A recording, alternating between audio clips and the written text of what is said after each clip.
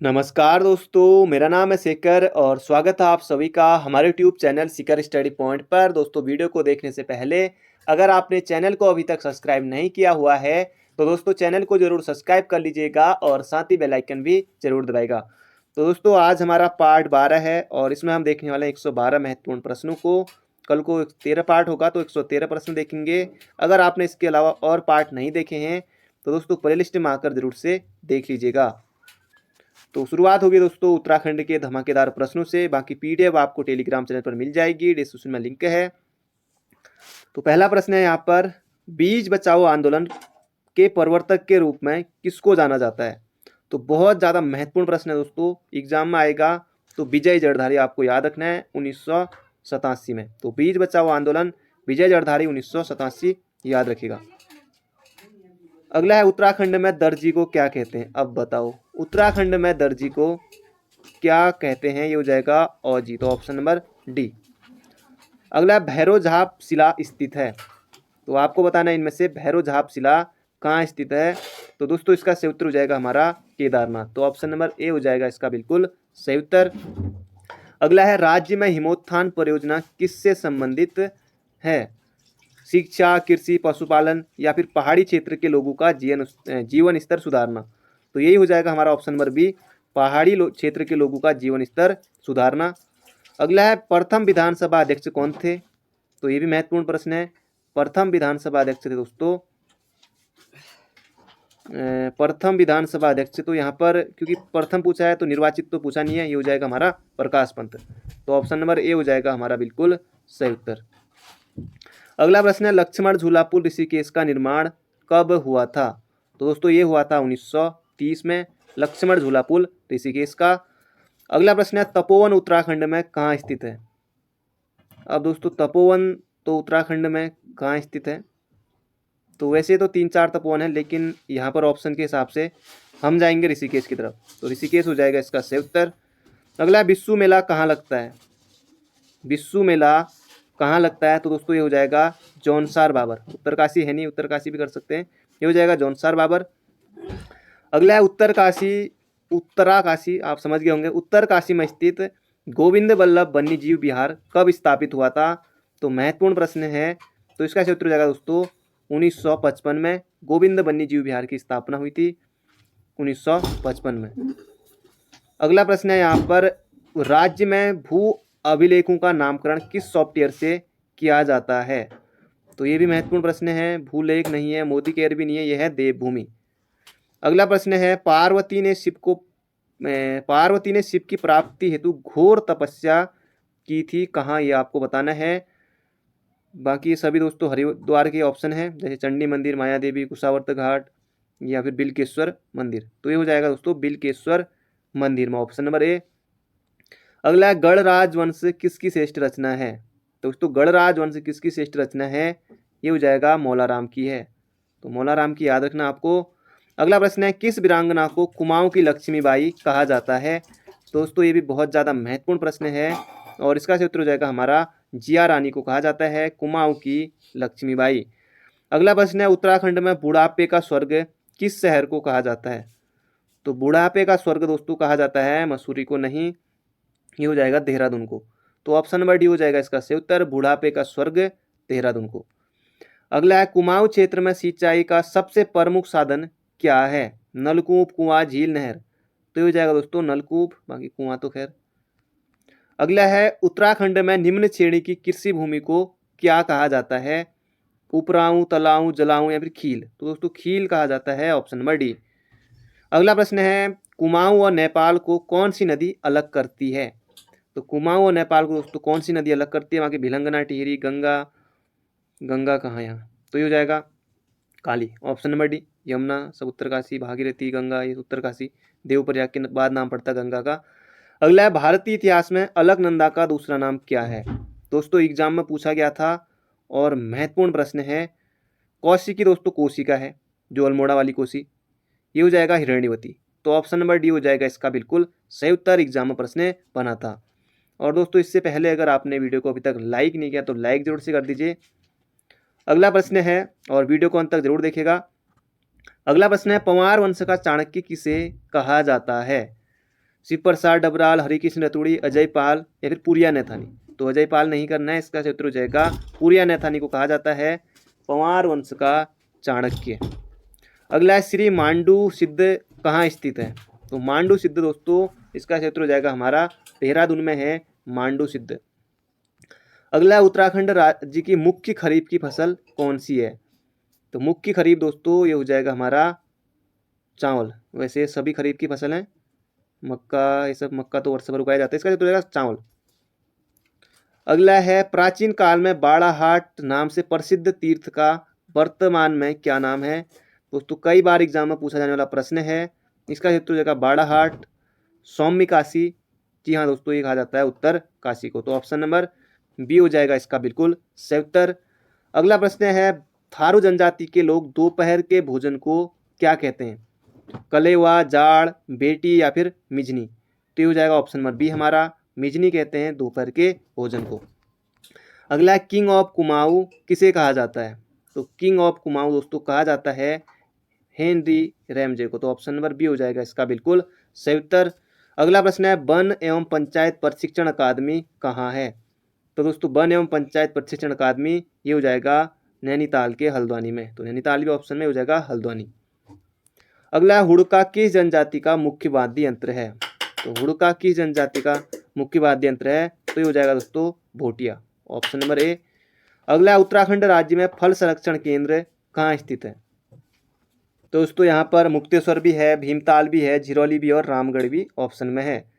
तो फल संरक्षण केंद्र हो जाएगा रामगढ़ नैनीताल में। अगला है चित्रकला की गढ़वाली शैली का प्रयोग किस मुगल शासक के काल में हुआ। तो ये यहाँ पर आपको बताना है, इसका क्षेत्र हो जाएगा दोस्तों चित्रकला की गढ़वाली शैली का प्रयोग ये हुआ था दोस्तों औरंगजेब के काल में। अगला प्रश्न है महत्वपूर्ण प्रश्न है, उत्तराखंड सरकार द्वारा प्रथम खनिज नीति कब घोषित की गई। 2003, 2002, 2000 या फिर 2001। तो प्रथम खनिज नीति दोस्तों घोषित की गई थी 2001 में। तो ऑप्शन नंबर ए हो जाएगा इसका बिल्कुल सही उत्तर।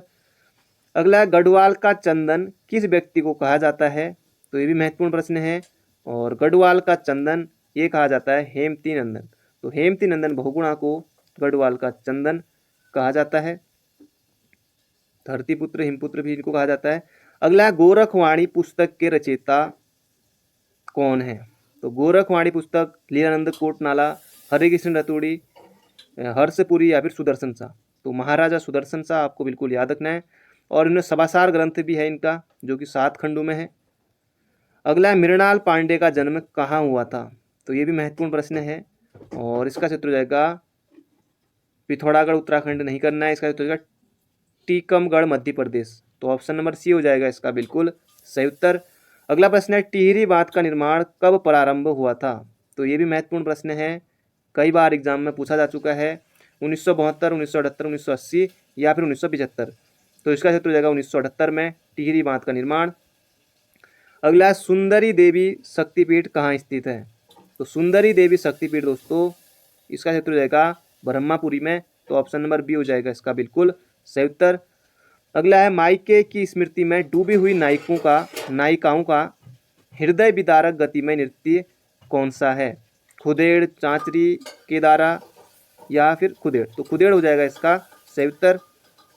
अगला प्रश्न है किस मंदिर को राजा मान सिंह ने निर्मित किया था। गंगा मंदिर, माया देवी मंदिर, मनसा देवी मंदिर या फिर महाविद्या मंदिर। तो ये हो जाएगा दोस्तों गंगा मंदिर, ऑप्शन नंबर ए हरिद्वार में। अगला है लठवरवा भोज किस जनजाति में मुख्य रूप से प्रचलित है। तो ये भी बहुत ज़्यादा महत्वपूर्ण प्रश्न है, और एग्जाम में आपको निश्चित रूप से देखने को मिलेगा। सौका, भोटिया, थारू या फिर जौनसारी। तो ये हो जाएगा दोस्तों लठवरवा भोज, थारू हो जाएगा इसका सही उत्तर। अगला प्रश्न है रूलक आंदोलन से संबंधित कौन है। रूलक आंदोलन से संबंधित कौन है। तो इसका क्षेत्र हो जाएगा दोस्तों अवधेश कौशल। तो ऑप्शन नंबर सी हो जाएगा इसका बिल्कुल सही उत्तर। दोस्तों वीडियो को अंत तक जरूर देखिएगा, और अभी तक आपने वीडियो को लाइक नहीं किया तो लाइक जरूर से कर दीजिए। तो अगला प्रश्न है गुमानी पंथ किस राजा के कवि थे।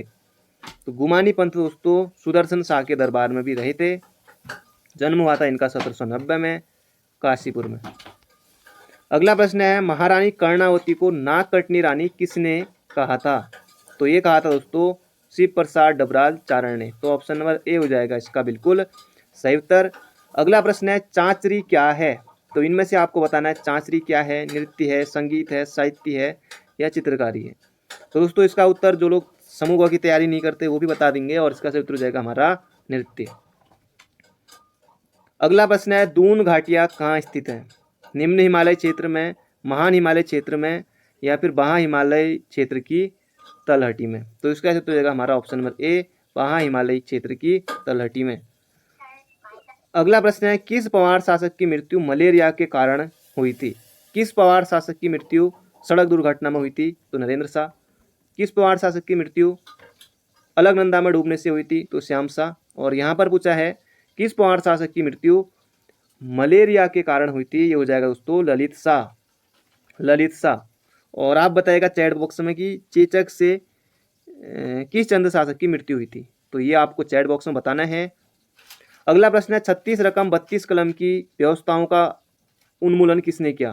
तो एग्जाम में पूछा गया था ये प्रश्न भी। और चंदू के द्वारा जो 36 रकम 32 कलम ये हो जाएगा गोरखा शासकों ने। तो ऑप्शन नंबर बी हो जाएगा इसका बिल्कुल सटीक उत्तर। अगला प्रश्न है उत्तराखंड में कोतवाली चबूतरा किस जनपद में स्थित है? तो कोतवाली चबूतरा दोस्तों ये हो जाएगा चंपावत में। तो ऑप्शन नंबर ए हो जाएगा इसका बिल्कुल ही सही उत्तर। अगला है उत्तराखंड में बाली दर्रा किस स्थान पर है? बद्रीनाथ, केदारनाथ, गंगोत्री या यमुनोत्री। तो दोस्तों 4 धाम हैं, किसी एक के पास है और इसका सही उत्तर यमुनोत्री उत्तरकाशी में है बाली दर्रा। अगला प्रश्न है रक्षा सूत्र आंदोलन के प्रवर्तक कौन है? कल्याण सिंह रावत। तो ये मैती आंदोलन हो जाएगा। ये तो कुछ अलग ही लिख दिया बहु। तो इसका उत्तर दोस्तों सुरेश भाई और भाई वाला भाई है ये हो जाएगा सुरेश भाई। तो ऑप्शन नंबर बी हो जाएगा इसका बिल्कुल सही उत्तर टिहरी के भिलंगना क्षेत्र में 1994 में। अगला है उत्तराखंड में चकबंदी आंदोलन की शुरुआत किसने की थी? तो ये भी महत्वपूर्ण प्रश्न है और इसका सही उत्तर हो जाएगा जगत सिंह जंगली नहीं, इसका उत्तर हो जाएगा गणेश गरीब। तो ऑप्शन नंबर सी हो जाएगा इसका बिल्कुल सही उत्तर। अगला प्रश्न है राज्य किसान आयोग के प्रथम अध्यक्ष कौन थे? अब दोस्तों जो उत्तराखंड का जो किसान आयोग है राज्य किसान आयोग ये बना कब था? तो ये बना था 2016 में और इसके प्रथम अध्यक्ष थे दोस्तों राजेंद्र सिंह। तो ऑप्शन नंबर सी हो जाएगा इसका बिल्कुल ही सही उत्तर। अगला प्रश्न है निम्न में से कौन चित्रकार मौलाराम के वंशज हैं? ज्वालाराम, अजबराम, शिवराम। दोस्तों चित्र मौलाराम के जो वंशज हैं ये सभी हैं। तो ऑप्शन नंबर डी हो जाएगा इसका बिल्कुल सही उत्तर। मौलाराम वैसे भी 5वीं पीढ़ी के थे। अगला कश्मीरी हाट नामक ऐतिहासिक स्थल स्थित है। तो ये आपको बताना है गोपेश्वर में, जोशीमठ में, रुद्रपुर में, ऋषिकेश में। दोस्तों ये हमारा गोपेश्वर में। अगला है उत्तराखंड में चीनी मिलों सबसे अधिक किस जनपद में है? तो दोस्तों चीनी मिल उत्तराखंड में सर्वाधिक दोस्तों ये हो जाएगा उधम सिंह नगर में। तो ऑप्शन नंबर बी हो जाएगा इसका बिल्कुल सही उत्तर। डोईवाला चीनी मिल दोस्तों 1930 में बनी थी डोईवाला चीनी मिल। अगला दैनिक जागरण पत्र कहाँ से निकलता है? तो एग्जाम में पूछा गया है यहाँ पर, ये हो जाएगा ऑप्शन नंबर ए देहरादून से। अगला है दोस्तों ये भी महत्वपूर्ण प्रश्न है निम्न में से कौन सी जनजाति के लोग मृतक आत्मा की शांति के लिए गवन संस्कार करते हैं? तो बहुत ज़्यादा महत्वपूर्ण प्रश्न है। भोटिया, जौनसारी, जाड़ या फिर थारू। तो ये हो जाएगा भोटिया। दोस्तों अभी बहुत ज़्यादा प्रश्न आने हैं, अभी हम उत्तराखंडी देख रहे हैं तो आप वीडियो को अंत तक जरूर देखेगा। बाकी पीडीएफ आपको हमारे टेलीग्राम चैनल पर मिल जाएगी। अगला प्रश्न है दोस्तों चित्रकार मौलाराम का पारिवारिक पेशा था? तो बहुत ज़्यादा महत्वपूर्ण प्रश्न है और एग्जाम में पूछा गया प्रश्न है। सुनार, चित्रकारी, बढ़ईगिरी या फिर कला। तो दोस्तों जब पिछली बार आया था तो 95% लोगों ने चित्रकारी किया था। चित्रकार मौलाराम का पारिवारिक पेशा तो चित्रकार। दोस्तों वो सुनार थे, इसका उत्तर हो जाएगा ऑप्शन नंबर ए। और बाकी मूल रूप से जो ये मौलाराम के लोग जो मतलब परिवार वाले हैं हिमाचल प्रदेश के थे। अगला है अंगाली मठ स्थित है। तो अंगाली मठ दोस्तों ये हो जाएगा टिहरी गढ़वाल में, टिहरी जनपद में अंगाली मठ। अगला है उत्तराखंड उत्तरांचल वर्तमान उत्तराखंड में नई औद्योगिक नीति की घोषणा कब हुई? तो बहुत ज़्यादा महत्वपूर्ण प्रश्न है। तो इसका उत्तर होगा दोस्तों 8 जुलाई 2001। तो ऑप्शन नंबर बी हो जाएगा इसका बिल्कुल सही उत्तर। नई औद्योगिक नीति 8 जुलाई 2001। अगला प्रश्न है, उजली या अनेरी होली का संबंध है? तो बहुत ज़्यादा महत्वपूर्ण प्रश्न है। थारू, भूटिया, राजिया, जौनसारी। तो दोस्तों ये है थारू जनजाति से उजली या अनेरी होली का संबंध है। अगला प्रश्न है, वैदिक कालीन उत्तराखंड में किस जन का शासन था? पांचाल, अज, पुरु या त्रितसु? ये हो जाएगा त्रितसु, तो ऑप्शन नंबर ए। अगला प्रश्न है, झाली माली देवी की पूजा पद्धति की पांडुलिपि का पता लगाया था? तो महत्वपूर्ण प्रश्न है दोस्तों, और इसका उत्तर हो जाएगा यशवंत कटोच ने। तो यशवंत कटोच ने झाली माली देवी की पूजा पद्धति की पांडुलिपि का पता लगाया था, यशवंत सिंह कटोच ने।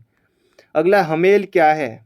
तो हमेल दोस्तों गले में पहनी जाती है, और ये हो जाएगा सिक्कों की गले में मतलब कि सिक्कों की बनी गले में पहनने वाली माला, तो ऑप्शन नंबर सी। अगला है, कट्टेहर के हिंदू राजा खड़क सिंह का मेहताओं का देश कुमाऊं में भागने का उल्लेख किस ग्रंथ में मिलता है? रामायण प्रदीप, मानवोदय काव्य, किन्नर देश या फिर तारीख मुबारक शाही? तो दोस्तों इसका उत्तर होगा तारीख मुबारक शाही, तो ऑप्शन नंबर सी। अगला, गोविंद वल्लभ पंत का जन्म हुआ था? तो इनका जन्म दोस्तों हुआ था 1887 में, और 10 सितंबर 1887 को। अगला प्रश्न है, टिहरी के परमार शासक परमार वंश के 55वें राजा का नाम है? दोस्तों इनका नाम है महाराजा सुदर्शन शाह। इससे पहले 54 राजा और थे, 54 में थे प्रद्युम्न शाह, उसके बाद आए टिहरी रियासत के प्रथम राजा महाराजा सुदर्शन शाह। अगला प्रश्न है, ब्रेक इवन बिंदु वह है? तो ये भी महत्वपूर्ण प्रश्न है। वह स्थिति जब फर्म लाभ कमा रही हो, वह स्थिति जब फर्म का लाभ हो और हानि न हो। तो इसका उत्तर होगा ऑप्शन नंबर बी, वह स्थिति जब फर्म को लाभ हो और हानि न हो, ये कहलाती है ब्रेक इवन बिंदु। अगला, डीएनएस का पूरा नाम है? तो ये हो जाएगा दोस्तों डोमेन नेम सिस्टम, तो ऑप्शन नंबर सी हो जाएगा इसका बिल्कुल सही उत्तर। अगला है, अंतरिक्ष यान जूनो का संबंध किस ग्रह से है? दोस्तों जूनो का संबंध ये हो जाएगा बृहस्पति से, ना कि और। तो बृहस्पति से संबंध है जूनो का। अगला प्रश्न है, मेसोपोटामिया के हथियार बने थे लोहा के, जस्ता के, तांबा या कांसा? दोस्तों लोहा नहीं है, इसका उत्तर रहेगा कांसा के। अगला है, नेपाल और ईस्ट इंडिया कंपनी के बीच युद्ध कब हुआ था? तो ये दोस्तों कंफ्यूजिंग वाला प्रश्न है। 1814, 15, 16 सभी ऑप्शन में है। इसका सही उत्तर दोस्तों जो आयोग ने दिया था 1814 में नेपाल और ईस्ट इंडिया कंपनी के बीच युद्ध हुआ था। अगला, लोकटक झील किस राज्य में स्थित है? दोस्तों लोकटक झील हो जाएगा मणिपुर में, तो ऑप्शन नंबर सी हो जाएगा इसका बिल्कुल ही सही उत्तर। अगला प्रश्न है, किसने कहा नीति निर्देशक सिद्धांत उद्देश्य आकांक्षाओं की घोषणा मात्र है? तो ये कहा था दोस्तों केसी वेयर ने। तो अब देखेंगे दोस्तों हम हिंदी के महत्वपूर्ण प्रश्नों को, तो आप वीडियो को अंत तक जरूर देखिएगा, अभी और भी प्रश्न इसमें आने बाकी हैं। तो अब हम देखेंगे संधि, जहाँ से हमने कल संधि 8 प्रश्न देख लेते हैं, उसके बाद हम आगे बढ़ेंगे। तो यहाँ पर है दोस्तों द्वाअपी का संधि विच्छेद होगा? तो बहुत ज़्यादा महत्वपूर्ण प्रश्न है, इसका उत्तर रहेगा दो धन अपी, तो ऑप्शन नंबर बी हो जाएगा इसका बिल्कुल सही उत्तर। अगला प्रश्न है, अत्यधिक शब्द का शुद्ध संधि विच्छेद क्या होगा? तो अत्याधिक नहीं, अत्यधन नहीं, हो जाएगा अतिधन अधिक। और इसमें संधि कौन सी बनेगी दोस्तों? ये बनेगी यण संधि। तो ये भी कई बार एग्जाम में आया हुआ है। अगला प्रश्न है, निम्नलिखित में से किसमें विसर्ग संधि है? अब आपको पहचानना है इनमें से। दिग्गज व्यंजन है, दिग्धनगज, महिष दीर्घ है, जगत धनीश व्यंजन है, तो निधन अंतर, तो ऑप्शन नंबर ए हो जाएगा इसका बिल्कुल सही उत्तर, निरंतर। अगला प्रश्न है, ये दोस्तों कई बार एग्जाम में पूछा गया, इति धन आदि इत्यादि में कौन सी संधि होगी? तो ये हो जाएगा दोस्तों यण, सॉरी गुण में ठीक हो गया, ये हो जाएगा यण संधि, तो ऑप्शन नंबर ए हो जाएगा इसका बिल्कुल ही सही उत्तर। अगला है, मनोहर में कौन सी संधि है? मनोहर में कौन सी संधि है? अब दोस्तों एक मात्रा देखिए, यहाँ पर एक जैसे यहाँ पर जैसे सूर्योदय, तो यहाँ पर गुण संधि नहीं करना है, स्वर संधि नहीं करना है। मन है धन हर, इसका संधि विच्छेद होगा, ये हो जाएगा विसर्ग संधि, ऑप्शन नंबर बी। अगला है, पुरस्कार में कौन सी संधि है? तो महत्वपूर्ण प्रश्न है, ये हो जाएगा दोस्तों पुरह धन कार, ये हो जाएगा पुरस्कार, तो ऑप्शन नंबर सी हो जाएगा विसर्ग संधि, तो इसमें विसर्ग संधि बनेगी। अगला प्रश्न है, निम्नलिखित में से कौन सा व्यंजन संधि का उदाहरण? दो मात्राएं दिख गई, कौन सी? वृद्धि, सद्धन आचार व्यंजन, मन धन रथ, ये मनोरथ, ये विसर्ग संधि, और ये हो जाएगा निधन गुण, ये निर्गुण, ये हो जाएगा हमारा कौन सा, ये नहीं, ये हो जाएगा विसर्ग संधि। और इसमें पूछा है व्यंजन संधि, ये हो जाएगा ऑप्शन नंबर डी हमारा सत धन आचार। तो ऑप्शन नंबर डी हो जाएगा इसका बिल्कुल सही उत्तर।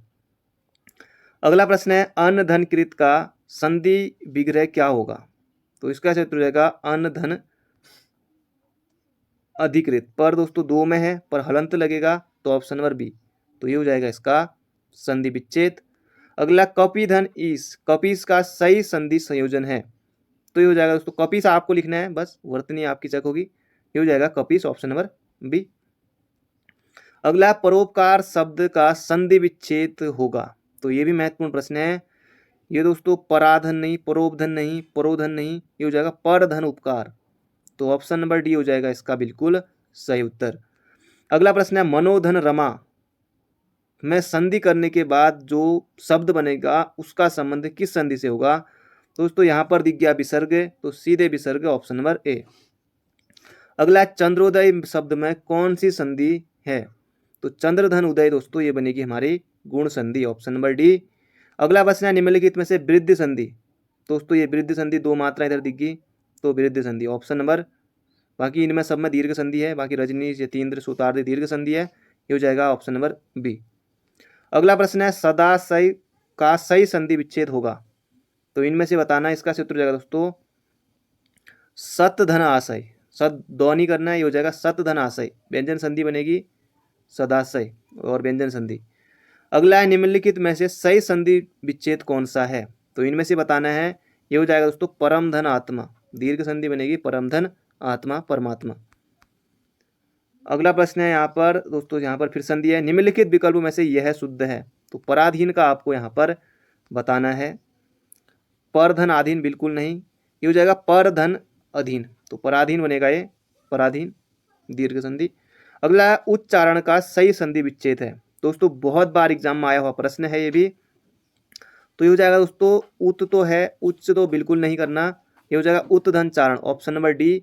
कौन सी संधि बनेगी, तो ये बनेगी व्यंजन संधि। तो याद रखिएगा, महत्वपूर्ण प्रश्न है। अगला प्रश्न है महाशय का सही संधि विच्छेद यहाँ पर आपको बताना है।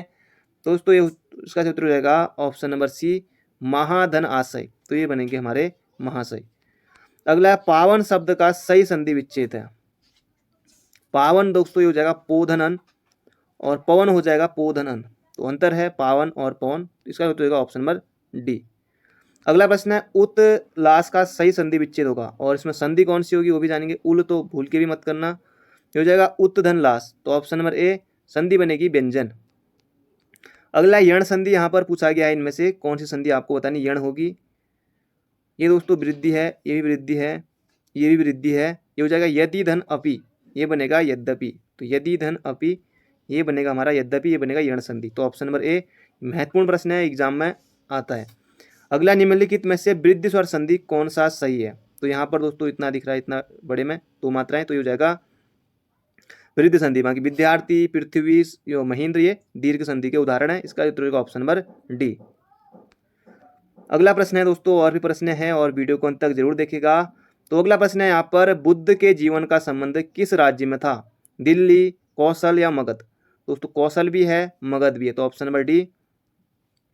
अगला प्रश्न है दोस्तों, ये वही प्रश्न है जो पिछली बार ग्राम पंचायत विकास अधिकारी में बना था, और पिछली बार पटवारी के एग्जाम में भी यही प्रश्न सेम टू सेम पूछा गया था। यही प्रश्न, अध्यक्ष सदन के किसी भी सदस्य को बोलने से रोक सकता है और अन्य किसी सदस्य को बोलने दे सकता है, यह घटना कहलाती है मर्यादा, बैठ जाना या दोनों। तो ये हो जाएगा बैठ जाना।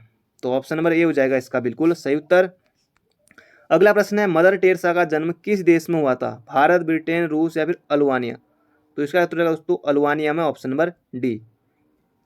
अगला प्रश्न है शब्द चक्र किस खेल में प्रयोग किया जाता है, राइफल, निशानेबाजी, कुश्ती, घुड़सवारी या पोलो। दोस्तों ये पोलो में होता है, तो ऑप्शन नंबर डी हो जाएगा इसका बिल्कुल ही सही उत्तर। तो बढ़ते हैं अगले प्रश्न की तरफ। अगला प्रश्न है दोस्तों, दो तीन प्रश्न आपको ऑनलाइन रूप में देखने को मिलेंगे।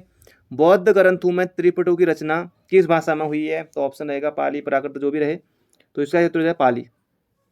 तो बौद्ध ग्रंथों में त्रिपिटक की रचना हुई है पाली भाषा में। अगला प्रश्न है किस ग्रंथ में चंद्रगुप्त मौर्य को शूद्र कुल का बताया गया है। तो महत्वपूर्ण प्रश्न है, ये बताया गया दोस्तों विशाखदत्त की मुद्रा राक्षस में, और मुद्रा राक्षस किसकी है, तो विशाखदत्त की। तो ये प्रश्न भी आपका बन गया। अगला प्रश्न है, अशोक को बौद्ध धर्म की दीक्षा किसने दी। तो आप सभी को बताया कि कलिंग युद्ध के बाद बौद्ध धर्म अपना लिया था अशोक ने, और ये महत्वपूर्ण प्रश्न है।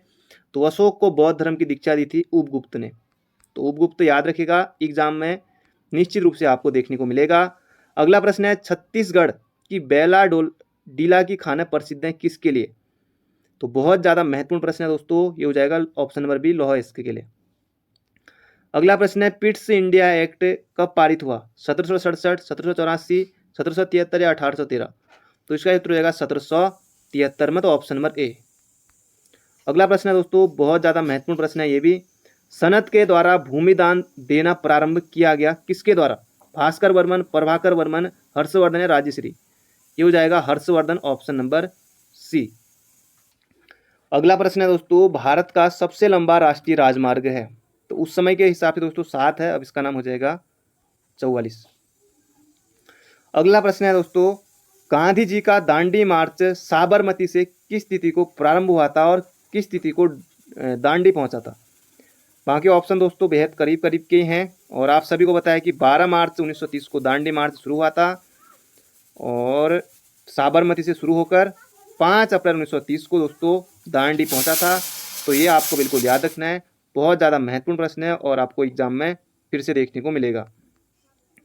अगला प्रश्न है, किस राष्ट्रीय उद्यान के मध्य में पाटलिपुत्र है, गोविंद राष्ट्रीय उद्यान, नंदा देवी, गंगोत्री या जिम कार्बेट। तो इसका उत्तर हो जाएगा जिम कार्बेट। तो ये आपको बिल्कुल याद रखना है। बाकी 4 राष्ट्रीय उद्यान तो यहीं पर दिए हुए हैं, 2 और हैं।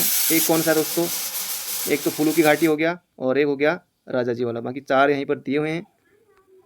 अगला है, 1881 का प्रथम कारखाना अधिनियम पारित हुआ, तो उस समय कौन थे, कर्जन बिल्कुल नहीं, रीडिंग नहीं, हार्डिंग नहीं। तो इनमें से आपको बताना है, इसका उत्तर होगा लॉर्ड रिपन। अगला प्रश्न है, शंकर गुफा कहाँ स्थित है, बागेश्वर, कोटद्वार, श्रीनगर या देवप्रयाग। तो शंकर गुफा दोस्तों ये देवप्रयाग में है, तो ऑप्शन नंबर डी हो जाएगा इसका बिल्कुल सही उत्तर। अगला प्रश्न है, जागेश्वर के मुख्य मंदिर के भीतर किस राजा की मूर्ति है, रुद्रचंद, कल्याणचंद या दीपचंद। तो दोस्तों ये हो जाएगा दीपचंद की, ऑप्शन नंबर सी। बहुत ज़्यादा महत्वपूर्ण प्रश्न है। अगला प्रश्न है, अल्मोड़ा में डिबेटिंग क्लब की स्थापना हुई 1870, 71 या 1875। तो 1870 में हुई थी दोस्तों डिबेटिंग क्लब की स्थापना, बाकी 1871 में निकला था फिर अल्मोड़ा अखबार। अगला प्रश्न है यहाँ पर, शकलोत्तर नाथ की उपाधि किस शासक ने धारण की। तो ये भी आयोग ने पूछा हुआ है, शकलोत्तर पथनाथ की उपाधि किस शासक ने धारण की थी। तो इसका उत्तर हो जाएगा हर्षवर्धन, ऑप्शन नंबर ए हो जाएगा हमारा बिल्कुल सही उत्तर। तो दोस्तों ये थे आज के हमारे 112 महत्वपूर्ण प्रश्न, बाकी कल को रहेंगे 113 प्रश्न। वीडियो पसंद आई हो तो लाइक करके जरूर जाएगा, और चैनल पर नए हो तो चैनल को सब्सक्राइब भी जरूर कर लीजिएगा। बाकी मिलते हैं बहुत जल्दी, और PDF आपको मिल जाएगी टेलीग्राम चैनल पर। तो thank you friend, thank you so much.